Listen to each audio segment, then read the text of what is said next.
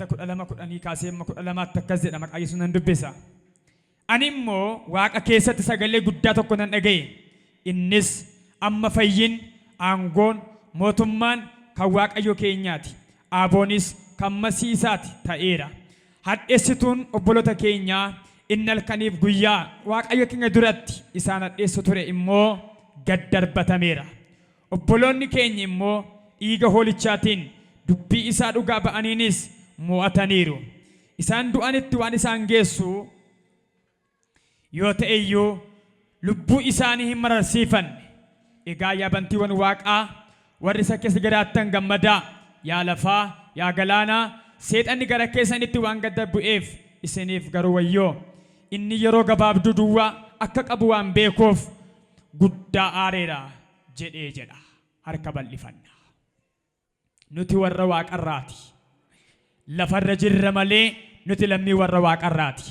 Akka diingataa horii kee nama kee ciniinuudhaaf saree maraatte fakkaatee manaa kan ba'e har'a bodee Waaqayyo lafatti gadi waraana. Ergaadha kun hin waraana Waaqayyo dhala mana keerraa. Hin waraana Waaqayyo la deema mana keerraa. Hora basanda la para la badidi biga la bora la badia. Harka bal'ifadhaame ati bara baraan jiraatta. Ilma Waaqayyoodha. Ati falmaa keenyadha. Ati lolaa keenyadha. Ati Waaqayyo keenyadha. Ilma Waaqayyoo galanni siif haa ta'u. Du'arratti aboo sii kennameera. Mootummaa gaannaf dhufuu dandeesseetta. Mootummaa mirga Waaqayyo baanuu banteetta. Ilma Waaqayyoo galanni siif haa ta'u. Warra du'itti faradame du'arraa hiikteettaati.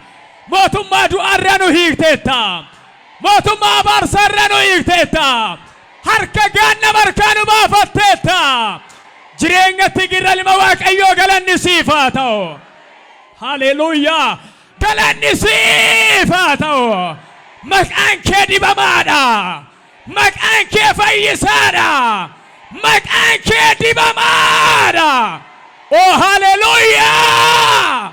Kan maqaa kee waammatuun oola. Sabni kun maqaa kee waammachuu dhufeera. Namni kun maqaa kee waammachuu dhufeera. Isa waammatan kana moo'icha haa argatan guyyaa har'aa. Birmaduu abaani guyyaa har'aa. Fayyanii abaani guyyaa har'aa. Ora labadia boosanda la labadia harka bal'ifadhaa. Abbaan gara kee ilaalu kun, haati gara kee ilaaltu kun, obboloonni gara kee ilaalan kun si arganii abaani ganama kana. Si arganii abaani ganama kana. Si arganii abaani ganama kana. Wanti nama kanarra dheerate haa gabaabbatu dhiphinni kuni. Arra labadii biiga labura labadia. Oli makaafadhaa. Boo'icha gadadoo yaaddoo dhiphina nama ta'uudhaaf carraaqee waan irra dheerate gabaabseera guyyaa irraa qabee. Gabaabbatee aba'u dhiiga hoolichaan. Xumuramee aba'u dhiiga Yesuusin. Namaa faraddaa. Namaa dubbattaa. Xabaqaa keenyadhaati. Uffeekaa namaa loltaati. Mirga namaa laattaati. Nama yaadattaati. Nama dubbannaan diini namarraa deebi'a. Nu ilaali Waaqarraa. Harkoo bal'ifadhaan nu ilaali Waaqarraa. Eeyyee nu ilaali Waaqarraa. Sodaachaa kan jiran sodaa kana keessaa haa ba'ani. Hidhamanii kan jiran hidhaa kana keessaa haa hiikkatani. Wanti saba kana dhaalee jiran maqabeerraa kan du'e haa ta'u. Fayyaa isaaniirraa haa duuga nama kana. Nagaa isaaniirraa waraaneera. Eebba isaaniirraa waraaneera. Mirga nuu kenni. Sagalee kennutti dubbadhu. Ati barsiisaa gaariidha. Kan sirraa baratu immoo beekaa kamiyyuun caala. Nu barsiisi. Akkasi dhageenyuuf yaada qalbii keenya nuuf ibsi maqaa Yesuusiin. Ameen. Noora alfaadhaa. Yeroo gabaabaaf sagalee Waaqayyo barannee gara kadhachuutti hin deebina. Waaqayyo garuu sagalee isaa waan haaraa godha. Ameen. Guyyaa har'aa kana sagalee Waaqayyo kutaa maratan dubbadha. Isa moo'ameen sodaatiin waan jedhu isinitti dubbadha. Inni moo'ame kun maalinni kan jedhu gabaabatti argan dubbadhe. Amantoota immoo maaltu sodaachisa waan jedhu kana lama walitti hidhataniini sodaatiin inni gad ergaa keenya isa guyyaa har'aa keetti ijoo guddaadha. Kutaa kana gaafa laalta sagalee Waaqayyoo waa lama bu'uureffateetu haasaa. tokko waa'ee biyya waaqarraa, lama waa'ee biyya lafarraa. Ni achuma keessatti waa'ee biyya waaqarraa eenyuuf akka ta'e maaltu akka jiru waa'ee biyya waaqarraasa, biyyi lafarraas immoo eenyu akka dhufe maal akka ta'edha haasa. Waa'ee biyya lafaa kanaa gooftaan keenya Yesuus Kiristoos gaafa dubbatu biyya lafaarra magirtanitti jedhe wangeela Yohaannis keessatti rakkina qabdu, dhiphina qabdu, jabaadhaa ani garuu moo'eera, isinis immoo hin mootuudha. Jabaadhaan sun garuu ergaa Yohaannis gaafa laaltan barreessaa kana keessatti boqonnaa 12 lakkoofsa 10 qabdanii amma 12tti gaafa dubbiftanii waa'ee waan tokko agarsiisa. Waa'ee bantiiwwan waaqaa maal akka ture, bantiin lafaa maal akka ta'uuf yeroo inni ka'e taate tokkorraa kan ka'edha jecha kanaasaa. Warra bantii waaqaarra jiraataniin akka jedhu isin yaa bantiiwwan waaqaa'edha keessa kan jiraattan gammadaa ililchaa, isin gammachuun keessan kana booddee kan sakaleessa kan sa'een gaddaarra dara waan dabaleedhaaf gammadaa jedheet isaanitti sagalee misiraachoo dubbata. Lammaffaa immoo dabalee akkuma nama bakkaa jiru faallasa kana warra biyya lafaarra jiraatan biyya lafaa kana keessa galaana keessa kan jiraatan walumaa galatti biyya lafaa kanarra kan jiraatan isiniif garuu wayyoo isin bu'aa hawwatu waadhaa'edha. Maaliif warra biyya lafaa kanarraatiin bu'aa hawwatu waadhaa jedha gaafa jettanii waa tokkotu ta'e taateen kun sagalee kana keessa gaafa laaltanii boqonnaa 10 guutummaa isa gaafa dubbiftan lola wayii tokko ta'eera. Lolli kuni bantiiwwan waaqaa keessatti ta'e. Bantiiwwan waaqaa keessatti warra afuuraan jiraatan warra afuura ta'an keessattidha lolli ta'e. Inni kun isa kamidha gaafa jettanii isa lafarraa toontaan isa bantiiwwan waaqaa keetti ta'ee ka'e booddee iji hojii lola sana booddee garuu biyya lafaa keessatti akka inni dhiibbaa fiduuf jiru akka inni dhiibbaa geessisudha haasaa. Biyya lafaa keetti warra afuura jedhaman waaqayyoof ergamoota waaqayyoo warri waaqayyoo ergamoota isaa godhatee isaan fo'atee keessaa tokko seexanni yookaan akka saaxinaa'el ha tokko ture. Biyya lafaa kana keessaa biyya waaqarra warri waaqayyoof ergaman ergamoonni waaqayyoo warri jedhaman isaan keessaa seexanni yookaan akka saaxinaa'el ergamaa waaqayyoo ture. Ergamaa waaqayyoo keessaayyuu ergamaa ifaa hangafa ergamaa ture. Haa ta'u malee gaafa laaltanii Isaayyaas 14 lakkoofsa 9 qabdanii gaafa laaltan waa'ee seexanaa maal akka ta'e maal takkatti gale maalirraa kan ka'uudha Yohaannis akkan ergaa kana barreesse achi argattu. Seexanni ergamaa waaqayyoo ture, ergamaa ifaayyuu ture. Saaxinaa'el inni jedhu maqaa hooggansaa, maqaa muudamsaa, maqaa aaboo kan qabu turedha. Haa ta'u malee garuu Isaayyaas gaafa dubbiftanii seexanni aangoo waaqayyoo harka jiru aaboo addunyaa kana guutummaa bulchuu ergamoota isaa godhatee ergachuu seexanni mudabalateetu akka ammaa kana seexana jedhe maqaa moggaafameen saaxinaa'elis ergamoota waaqayyoo keessaa hangafa ergamootaa ta'ee waaqayyoof ergamuu waan hin barbaanneedhaaf akka waaqayyoo ta'uu yaadeedha. Gabaabaatti akka waaqayyoo ta'uu yeroo inni yaadu of tuulummaan isaa baay'ate aangoo isaa yaada isaa hojii isaa waaqayyoo gararraa godhachuu yaada. Na dhagaa seexanni yaada jireenya waaqayyoo keessa hin jirre argamsa presensii bantii waaqaa keessa hin jirre yaada jallinaa tokkodha. Yaada garaasaa keetti biqilche hafuura waan ta'eedhaaf yeroo inni biqilfatu wanta inni yaade hammina waan ta'eedhaaf eenyummaa waaqayyootti waan bu'uudhaaf aangoo waaqayyootti waan bu'uudhaaf waaqayyoo jireenya isaatti waa tokko murteesse. Seexanni inni jedhamu kun goolii kaase maa jedhee aangoo godhachuun qaba, iddoo qabachuun qaba, akka waaqayyoo ta'uun qaba jedheetu bantiiwwan waaqaa gararraa iddoo caalu taa'uu yaadee jedha. Waaqayyo immoo jabinni isaa aangoon isaa kan eenyu gararraadha. Mee ameen jedha afaan ibaasaa. Mee harka ol kaasaa waaqayyo koo jedha. Aangoon isaa jabinni isaa kan eenyu gararraadha jedha. Warra amantan siniif hin ta'a jabinni bantii waaqaa. Warri kana hawwitan siniif hin ta'a dhiiga olechaa dhiiga Yesuus. Mee na wajjin ta'a. Amma yeroo baay'ee namoonni maaliidhaaf gooftaa Yesuusiin yookaan achi waaqayyotti maaliif amanuu gaafa jettanii warra aangoo waaqayyoo xinnoma ishee ifee fi yeroo keessa bultanii dhugaan kun sinii galu immoo jabinni waaqayyoo aangoo waaqayyoo mootummaa waaqayyoo sinii gala. Kana booda naasaa garuu inni maal yaade akka waaqayyoof gochuu waan yaadedha. Waaqayyo immoo jabinni isaa aangoon isaa kan eenyu garas ulfina isaa dabarsee kan biraaf kennuu waan hin barbaanneedhaa fi lolliin ka'ee bantii waaqa keessatti. Kanaaf waaqayyo maal godhe? Inni Saaxinaa'el jedhamu kun qobaasaa Saaxinaa'el jedhamu jalatti of jalaa immoo ergamoota baay'ee qaba. Maqaan isaanii baay'ee kan ta'e tuuta baay'ee warra ta'an of jalaa qaba. Macca hafuurota hamminaa jedhamu warra. Warri kun isa wajjin turan otoo akka har'aa xuraa'ummaatti hin hiikamiin macca hafuura maatoo hin jedhin ergamoota ifaa, ergamoota hangafaa, loltuu hangafaa turan. Garuu waaqayyo maal godhe? Bantii waaqaa keessaa gad darbate. Gaafa waaqayyo gad darbatu gaa lolli bantii waaqaa keessa ta'eera guyyaa sana. Seexanni yaadni isaa kan biraa yaadu waaqayyo suma kaleessuma gaddaati hin jijjiiramu waan ta'eedhaaf yaadu waaqayyo al takkaa yaada keessa deebii hin qabne dogoggora waan hin qabneedhaaf ergan iddoo sii kenne taa'uu diddee jedhee gara bantii lafaa tasii ga'ee darbate. Kanaaf Yohaannis maal jedhe? Ni rabbaashiin sun ni jeeqaan sun unkaan nama mitiiti waaqayyoof iyyuu inni hiluu hin barbaanne too dandeettii qabaatee too aaboo qabaatee inni akkasii kuni gara biyya lafaa kana dhufaa jira waan ta'eedhaaf isin yaa biyya lafaa keessa kan jiraattan wayyoo boo'aaye na dhagaa.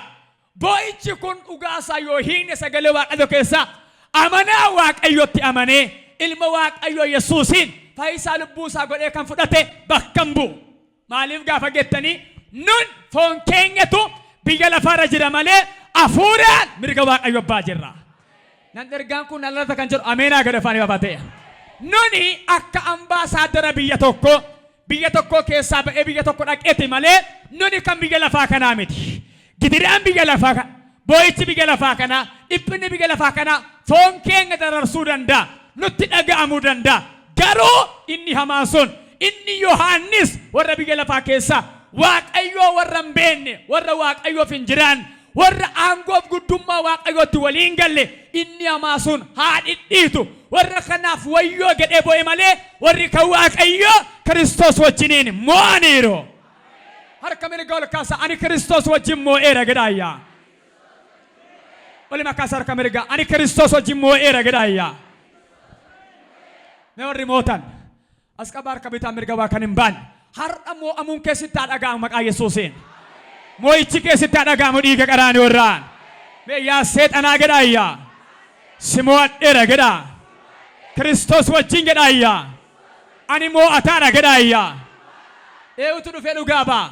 As qaba harka bitaa mirga nagada kee haa ta'u barnoota kee haa ta'u dorgommii ammaa haa ta'u eenyu akka ta'e hin beeku moo'adheera jedhee dhugaa ba'a. Ara ameenaa gad afaanii baasee moo'adheera jettee dhugaa baata dhiiga walichaan. Mee ani Kiristoos wajjin moo'adheera jedhaayyaa. Ila har'a baay'ee dubbadha. Dhidhiittanii baatu abaarsa. Tokko ameenaa jedhaatu. Seexanni gahaa kanaaf Yohaannis maa jedhee wayyoo jedhe maal waan ta'eedhaaf loluu beeka waan ta'eedhaaf seexanni amala isaa keessaa rabbaashiidha. Seexanni maalidha? Rabbaashiidha, jeeqaadha. Unkaan nama mitiiti waaqayyuma isa qulqulluu ta'eyyuu ija isaa ilaaluu kan hin dandeenye, iji isaa abidda kan ta'e, harka isaa qabuu kan hin dandeenye, inni akka mukukkula abiddirraa ba'u fakkaatu, miilli isaa akka sibiila abidda seenee ba'e kan fakkaatu. Waaqayyo maaliyyuu maal godheera? Tigilii qabu, wal'aansoo qabu yaaleera. Garuu hin dandeenye. Ergaan sii qaba. Inni waaqayyo kee galatti moo'amaa ta'e siinis hin mo'atu. Fuudhin harkaa sin mo'atu dhiiga qaraanii irraa. Harka ol kaasaatiin nan mo'atu jedhaayyaa. Seexanni amalli isaa rabbashuudha, jeequudha. Jireenya namaa, gammachuu namaa, hojii namaa, fayyaa namaa, qabeenya namaa argachuu keessan seexanni yeroo hundumaa jeequu, balleessuu, gooluu. Mee dhagaa waaqayyo sassa uume, waaqayyo ergamoota isaa jedha mitiire dhagaa boba'u irraa uummatedha sagalee waaqayyo. Warra waaqayyo uummate inni koo uumaa miti uumamaadha. Waaqayyotu uummate garuu maal ta'uu barbaade? Akka waaqayyoon taa'e. Maa jechuudha karaa biraan na wajjin ta'a. Har'a hiikuuf kanan deemu. Bakka aangoo waaqayyummaa kee fudhadhaa. Na jalatti bulii malee na gararraan buliini. Nan caaliini. Na gararraa taate hin jiraatiini. Maal ta'i malee naa ergamii. Naa qoma'ii. Naa sagadii. Na dhagaa. Kana eenyutu jedha? Seexanatu waaqayyoon jedha. Har'a deebi'aa gaa. Seexanni kallattiimaan kan si lolaa jiru jirtu as keessa. karaa biraa immoo hiriyaa keetti gargaaramee maatii keetti gargaaramee ollaa keetti gargaaramee kan si lolu jirtu maanni beektoma yeroo baay'ee warri inni hamaa sun itti gale samoo'ame sana sakkuma sana warra itti gale hafuura hamaa warra baatan biddeen nyaachuu keen barbaadan jiraachuu keen barbaadan fayyaa ta'uu keen barbaadan dhugaadhaan milkaa'uu keen barbaadan yeroo hundumaa isaanii gad si yafalu har'a garuu waaqayyo akka jedhe ani moo'eera immoo taa'eera waaqayyo nam tokko buqqisee ameen jiru baay'een namoota har'ayyuu hafuura kana warri baatan waldaa kiristaanaa dabalatee waajjira mootummaa dabalatee miti mootummaa dabalatee haadhaaf abbaa kee gooftaan beekneef beekee immoo waaqayyoof hin jiraanne dabalatee baay'een isaanii irra hafuura kanaaf ergamaadha. Dhagaa inni achi bantii waaqaa keetti inni hamaan sun waaqayyoon kan lole hafuura waan ta'eef hafuurumaan waaqayyoon lole waaqayyoon hafuura macci hamaanis hafuuradha. Hiricha mondaan macca qulqullaa'aa tureyyuu garuu maal godhe beektu hafuuraa waan ta'eedhaaf hafuuraan lole. Har'a immoo dhaga'i ati karaa tokko nama hafuuraati karaa biraa immoo nama fooniiti. Seexanni jireenya kee mana kee hojii kee dha'uudhaa fi ollaa dibee kaafata naannoo abbaa ta'etti kaafata garuu waaqayyo akkasiin jedha ati nama hafuuraatis hafuurri kee immoo foon kee irratti mootummaa gooftummaa qaba. Ameen jettaa isa nama foonii ollaa keetti galee sirratti gooftummaa agarsiisuu barbaadu miilla kee gala kaa'e waaqayyo na jala ta'a kan jedhu ameenaa gada balatee me sagalee gabaatiin ani Kiristoos wajjin moo'eera gada ayyaa wali makaasar kamerga ani Kiristoos wajjin moo'eera gada akkasin hin dabarre akkasin hin qabaan akkasin hin eebbifamne akkasin hin milkoomne mina dhagaa seexanni yeroo baay'ee waan isin hin arganneen sin lola miti waan sin qabdaniin sin lola timaana basen bukkeet seexanni gedhaane waan ati hin qabneen sin loluudhaane waan ati qabduun sin lola jedhaa dhugaamoo soba yeroo baay'ee maaliin seexanni lollisa waan qabnuma waan hin qabneen baay'eensa waan nama qabnuun ala keedhaan fayyaa keedhaan hojii keedhaan jiruu keedhaan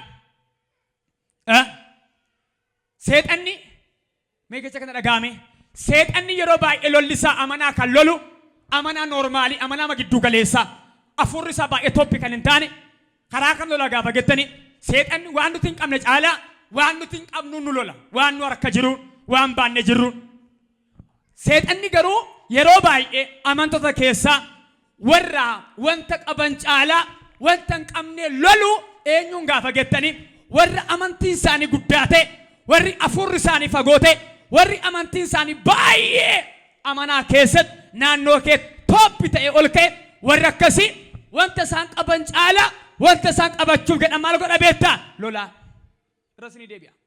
Amantoota noormaalii amantoota akkasumaanii amantiin isaanii levelii garagalii marra warra jiru sagalee waaqayyoo keetti amantiin karaa baay'ee ibsameedha.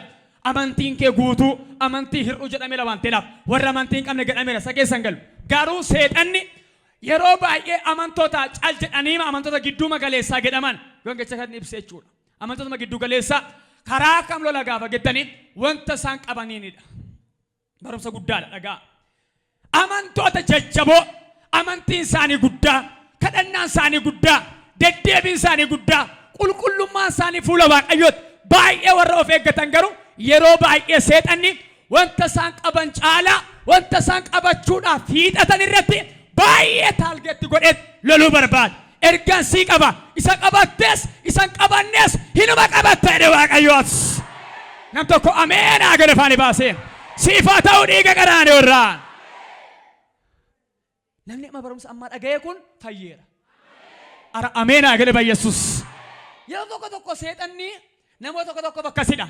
Bakka jedhu namoota tokko obboleettiin akkasii girti obboleessa akkasii gida. Kan koo wal'aansoo malee hin ta'uu jedha. Dhuguma wal'aansoo malee hin ta'u kansaa. Yoo nagadaa wal'aansoo malee hin ta'u. Yoo barnootaa wal'aansoo malee hin ta'u. Yoo hojii wal'aansoo malee hin ta'u. Yoo tajaajilaa wal'aansoo malee hin ta'u. Maaliif gaafa gettanii ati sodaachifteetta.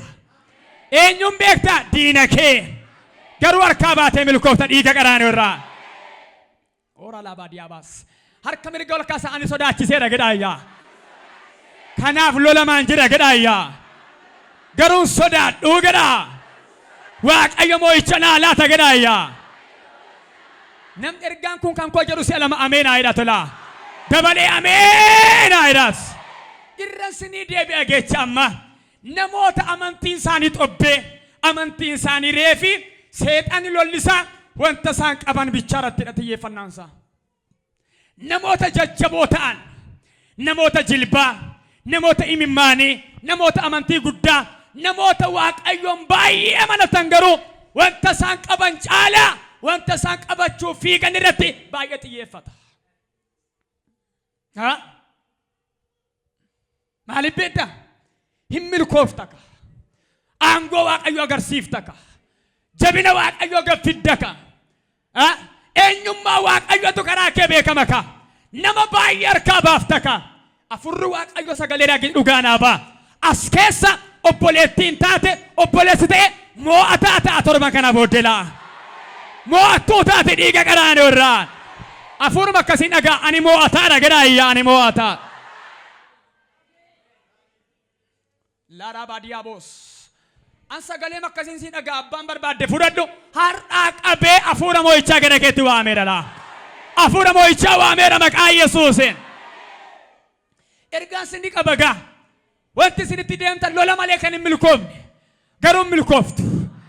Baay'ee kan nama dhibu namoonni afuuraa, namoonni amantii, namoonni jilbaa hin lolamu garuu mo'atoola. Wal'aansoo qabatu garuu irra aanuudha yeroo hundumaa. Kun maaliif ta'a gaafa jettanii amala seexanaatu warra amantiin isaanii guddaa harkatti xinneessuudhaaf chaalenjii godha. Seexanni gammachuu namaan gammadu ka. Kolfa namaatti hin gammadu ka. Nisa aarsa. Yerootti qabaattu. Yerootti eebbifamtu. Yeroo sii migatu na dhagaa. Inni bantii waaqaa keessaa afura lolee kenna. Har'a garuu gaafa laaltan seexanni nama akka kee foon ifatatti gargaaramee gara kee dhufa. Duulli koo maali gaafa gettu na dhaga'ee dhumarrattu asitti hima. Malli koo maali gaafa gettu sitti hima mala kee.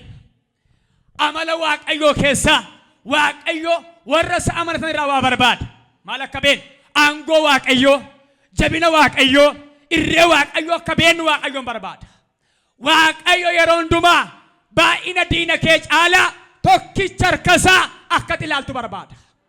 Maal jedhe Yohaannis gaafa barreesse 11 qabdanii gaafa dubbiftan lakkoofsa 11 irraa 11-12 aangoon mootummaan jabinni kan eenyu keenyaati jedhe kan waaqayyo keenyaati. Abeet maaltu aangoon jabinni gooftummaan fayyinni kan eenyu keenyaati kan waaqayyo keenyaati. Na dhagaa seexanni yeroo baay'ee marfeenni baatee deemu marfee fayyinaa toon taane marfee dhukkubaati. Seexanni yeroo baay'ee fayyina baateen deemu dhukkuba malee moo'icha baateen deemu nama moosisuu malee namni akka mo'amu gochuu malee. Seexanni yeroo baay'ee aangoo namaan kennu jabina nama harkaa fuudhee nama laaffisuu nama boossisuu ofirra gatteessisuu malee harka waaqayyoo keessa garuu faallaa kanaa jira. Warra dhukkubsanii fayyina baatee jira. Warra aangoo qabneef jabina baatee jira. Dadhabaadhaaf waaqayyo humna baatee jira. Akkatti kan rakkattu fudhadhoo baay'ee dhiiga qaraanii irraan. Labaadoodhaabaa sandiyaa fayyina kan barbaaddu harka ol kaasee abbee nagaa kan barbaaddu jabina kan barbaaddu moo'icha kan barbaaddu waaqayyo naan jedheera fudhadhoo baay'ee dhiiga qaraanii irraan. Jedhaa jecha kana harka waaqayyoo keessa gadaayyaa. Aangootu jira. Jabina jira. Fayyina jira gadaayyaa. Siilaa moo siilaa ture. Fudhadhuu bayi dhiigolichaan. Fudhadhuu bayi maqaa Yesuusin. Jabinni kan eenyuudha? Kan waaqayyoodha. Mee dhagaagaa. Jabina nagada kee. Jabina tajaajila kee. Jabina hojii kee seexanni afuuraan ta'ee gara kennuuf. Yoo afurri kee fayyaa ta'e afura kee taasaalatti. Yeroo baay'ee garuu afurri kee dadhabaa kufee ka'aadha yoo ta'e ollaamaa sitti bita. Shuma wisi keessaa ajjeesuma afuritti shuma jirtu sanayyuu. Maal godha beektaa? Amma dhuguma hin dandeessaayi. Ma dhuguma milkooftaayi. Ma dhuguma kana booda hin qaqqabdaayi. Ma dhuguma kana booda hin geessaayi siin jedha. Garuu dhagaa. Obboloota maal godha jedhe Yohaannis hin hadheessaayi. Kanan barbaada dhagaa. Maa hidhee hadheessaa? Hadheessaan seexanaa maayin? Sa waaqayyo sii kenne akka waan kennaan taanetti. Waaqayyo si ijaare ijaarsa kan taanetti. Waaqayyo si eebbise eebba kan taanetti si hadheessa yeroo baay'ee setan. Dhagaa. Hadheessaan seexanaa waa lamadha. Tokko jireenya afuuraa irratti kissii kufaatii ilma namaa dhiyeessuudha. Dadhabdeetti, sobatti, hannatti, ejjatti, waliin dha'utti, kufteetti, kufeera. Elaa jedha yeroo hundumaa seexanni al takkaa guyyaa tokko jabina namaa haasa'een beeku dadhabbii namaa malee. Waaqayyo immoo karaa ilma isaa Yesuus Kiristoos yeroo hundumaa isheen jabduudha inni jabaadha jedhee gaaffii deebisaa oola. Har'a eenyuuf akka ta'een beeku afaan ta'e sii dubbata waaqni waaqotaa. Abeet abeet yaa Waaqayyo naa godhe ergaa kana laa. As qabarka bitaan mirgaa dhimmi keemee adda jabantii waaqarratti raawwatama. Jireenya afuuraa keetti hadheessuudha seexan. Tokkoffaan hadheessa dadhabbina keessa namantootaa yeroo isin cubbutti kuftan yeroo isin waa dogoggortan yeroo hundumaa hexanni hadheessaadha mallisaa. Xabaqaa qabna garuu ameen hin jenne sinoo wabii qabna garuu yeroo hundumaa kan nuuf alamu. Haleluuyaa. Inni eenyu gaafa gettan dhiigi kee dhangalee dhiiga ilma Waaqa Yesuus Kiristoosidha. Horaa laabaa diyaabaas. Hadheessituun obboloota maal ta'eera jedhe daddarbatamee kufeera. Hadheessaan seexana waa lama isiniin jechaan jedha. Tokko afuura keessatti kufaatii afuuraa irraa amantoonni gaafa kufan cubbutti hadheessuudha bantii Waaqatti deemee kadhatuudha. Ni lammaffaa immoo hadheessaa lafarraati. Maa hidhee hadheessa? Hadheessaan lafarraa karaa lamaanidha. Tokko mataa makeetiin akkati mataa kee hadheessitu godha. Jecha amma namni dhageerraa deebi'u maaliin maaluma kee mataa makeetiin mataa kee akka hadheessitu godha. Hadheessaan lafarraa. Hadheessaan lafarraa maa inni gaafa gettan hadheessaan waaqarraa kufaatii afuuraa keetti amantoonni cubbuutti gaafa kufa maal gochuudha fuula Waaqayyootti dhaqee kissii dhiyeessuudha. Hadheessaan lafarraa garuu ni jalqabaa karaa lamaaniin ani lafarraa ni tokkoffaan sumaan sumatti hadheessa. Maa hidhee ati namaa oosiin jedha. Ma dhuguma ati namaa kan kee jireenyaa dhuguma si dhagaa jira Waaqayyo ma kadhannaa dhagaa kan kee gaa'ila dhagaa ma kan kee jedha. Waaqayyo immoo unkaan dhagayi qabeenya kee har'aa miti gaa'ila kee har'aa miti otoo atiif abbaan kee yoo waliin beekiin inni waa'ee kee beeka. Waaqayyo beekaadha kan jedhu ameenaa gad afaanii baasee. Si beeka moo sin beeku Waaqayyo? Si beeka. Mucaa koo jedhee si beeka. Hoolaa koo jedhee si beeka. Ergaa namoota 14ti. Nam beeku Waaqayyo kan jette si beeka jedhe Waaqayyo. Darkol kaasati Waaqayyo na beeka jedhaayyaa. Ana mana beeka Waaqayyo jettu. Dhugaadhaan. Mee amantoota ishii warri kaanillee afura isaaniitti dubbatuun qaban. Amantoonni maaf qoricha dhuganii du'u? Maaf ibsaa qabatu? Maaliif qoricha dhuganii umurii of gabaabsu otoo Waaqayyoon gabaabsin guyyaa isaanii? Of gaafa hadheessanidha. Naman taatu gaafa ittiin jedhudha. Bilbila akkasii, sagalee akkasii, onnee keerraa, libbitirritaa keerraa, dheera dhiiga garaanirraa, fuudhin harkaa, dheera dhiiga Yesuusin. Kiristoosin baattee jirta. Afaan Waaqayyoo taatee jirta. Labaradabas. Leerebo gantala baradia. Askaber kabitaan mirgaa eenyurraa akka ta'een beeku Waaqayyoorraa ololtuu diinaarraa siikeera. Siikeera. Mee sagalee gabaatiin annama Waaqayyooti gadhaayya. Annama Waaqayyooti gadhaayya. Kasastuudha seexanni. Dhagaa.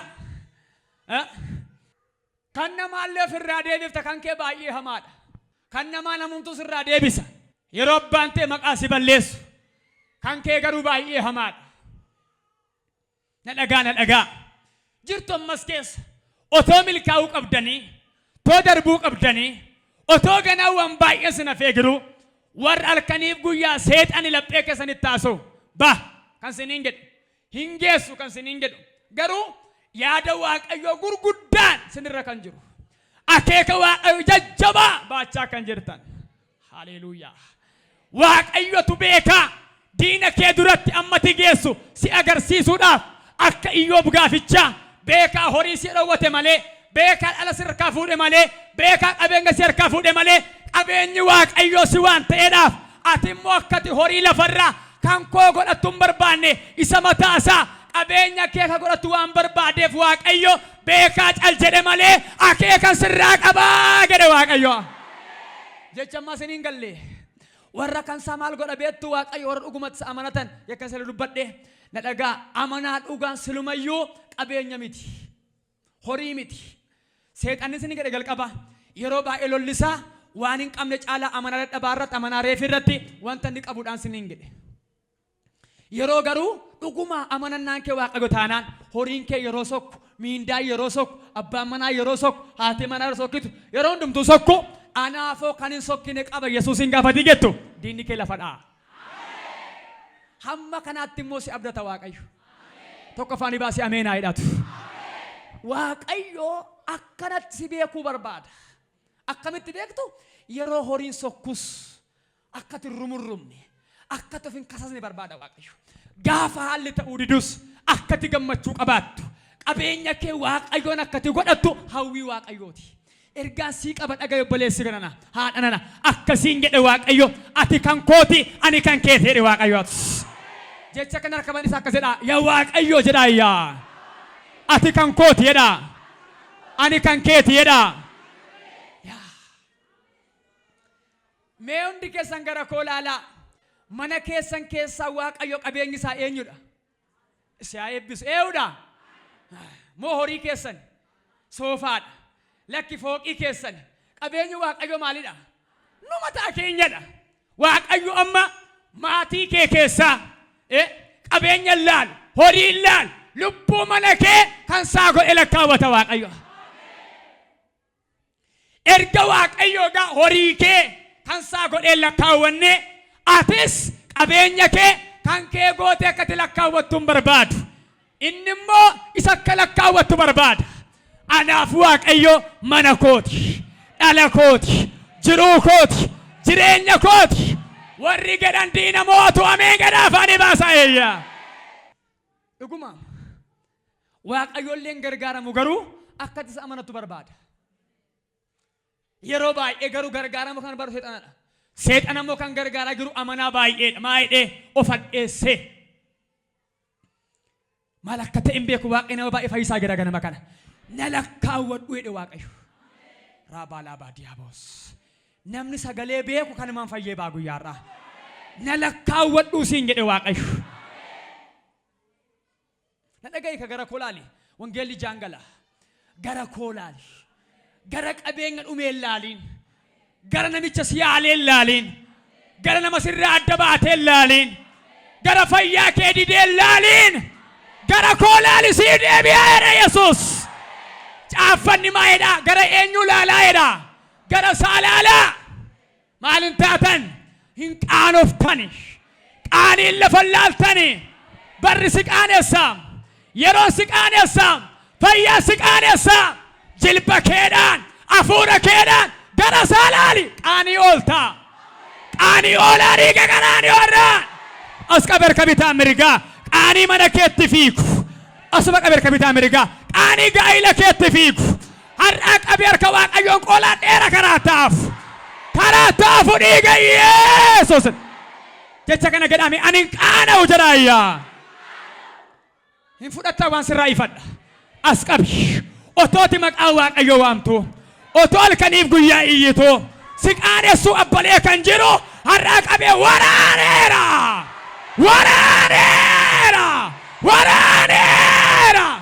mee ani hin qaana'u jedhaayyaa as qabeerka bitaan mirgaa ayyaana jabaan namarra kaanaan jedhe waaqayyo. Warra akkamii kennaa warra diina mo'atan warra xibaartuu mo'atan warra afaannaa ta'an abbaa ta'erra ayyaana kaa waaqayyo. Baga ta'e warra jedhan ishoo bagaa warra jedhan baga dukkanaa'e warra jedhan heellaarraa baadiyyaas amantoota bara dhumaa si'aa godhatu waaqayyo. Amanaa gara booda kanaa si'aa godhatu waaqayyo. As qabeerka bitaan mirgaa inni Abiraamiin lakkaawwatu sanyii isaa keessa har'aa qabee si'aa lakkaawwatu waaqayyo. siqaanessu barbaada. Ati garuu akkan qaanofni amani. Wanti nun qaanessine fannoorra nu ole dhimma keenya raawwateera. Ofin addeessin. Ofin ammeessin. Kufeera. Kufaansin kuffisin kufeera. Labalabadoo labaradiyaa. Arra eenyu akka ta'en beekola idduma kuftee girtuu fannoo qabattee ol kaatee dhaabattaati. Humna fannoo qabattee lafaa kaataati. Humna fannoo qabattee lafaa kaataa. Natu kaa kan jedhu ameen aydaati. Qophaa kee harka kee mirgaa raasiti ani hin qaana'uu jedhayyaa. Deddeebi'aa jira mana keetti. Sitti biteera namoota baay'een sodaatiin. Hafaafi irra ga'eera manni keen sodaatiin. Ani wabii mana keetti gekkaa gara Yesuus guyyaa irraa. Wabii. Caafata jedha. Roomaa 24 irratti inni wabii furee lubbuu keenyaatiidha. Wabiidha. Seexanni hadheessaa lafarraa inni lammaffaa inni gaafa gettanii tokko sumaan hadheessa lammaffaa immoo namootaan si hadheessa. Seexanni kufeera.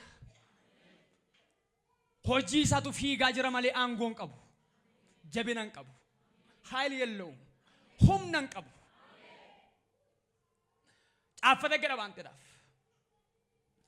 Maqaa si balleessuu danda'a seexan. Ijaaruu danda'a garee sirratti. Mee hundi keessan gara kula dubartii ma gooftaaf jiraattu amma seexanni kuffisuu barbaade maal godha beektaa? Dubartii abbaa mana gaarii qabdu mana ishee amanamtu maal godha beektaa? Ollaamatti bita dubartoota lama. Leewumatti qarasa lafa fayyaa. Maaliidha abbaa manatti machiisa fuudhee. Namuma namicha manasaa amanamee bulu ollaa maariyyaamatti kaasa. Meen namitti jedha. Dalga qabee ashmureedhaan ulfaadhu Yesuus yaa galatu. Ela loo'ee mana kee galuuf jedha. Nama Yesuus saam. Fuudhin harkaa. Dhanii golichaan. Warra sin kasasan hadheessituu kee sagurra kee xasaasu. Maal qabda siin jedhamiti Yesuusin an qaba.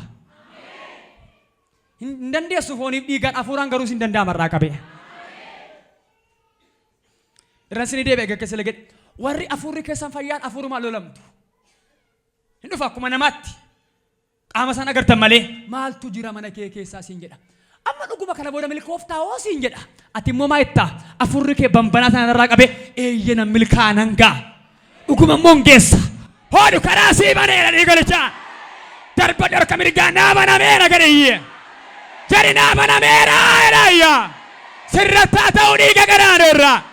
As qabii abbeer kabitaan mirgaa. Laga diinni keen ceetu siin jedhe. Bakka diinni keen geessu siin jedhe. Biraan si ga'eera. Nam tokko lutaalee ameera. Jedhame bira ga'eera gadhayya. Jedhaa bira ga'eera gadhayya. Yaa diina koo jedha. Ani sin dhaga'u jedhayya. Waaqayyo na wajjiniin jira jedhayya. Biraan si ga'eera dhiiga qaraane irraa. Noora. Eenyuun qabdi. Qoba galeetti. Ko'eessadha. Hey! Inni caalu argameera abbe. Mootii biyya waaqaa biyya lafaa. Nama 39 afaan ta'ee falmaa fi naan jedhe Waaqayyo. Abaqaa ta'ee falmaa fi naan jedhe Waaqayyo.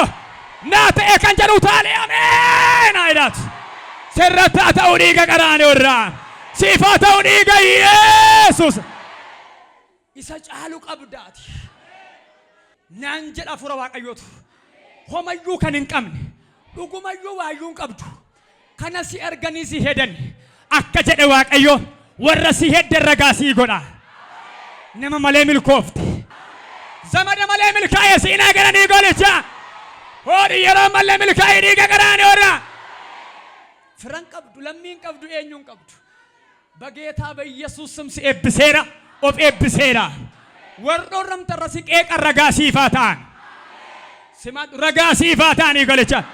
Harka bal'isiiti ameenaan gadi abbeessiteera laa.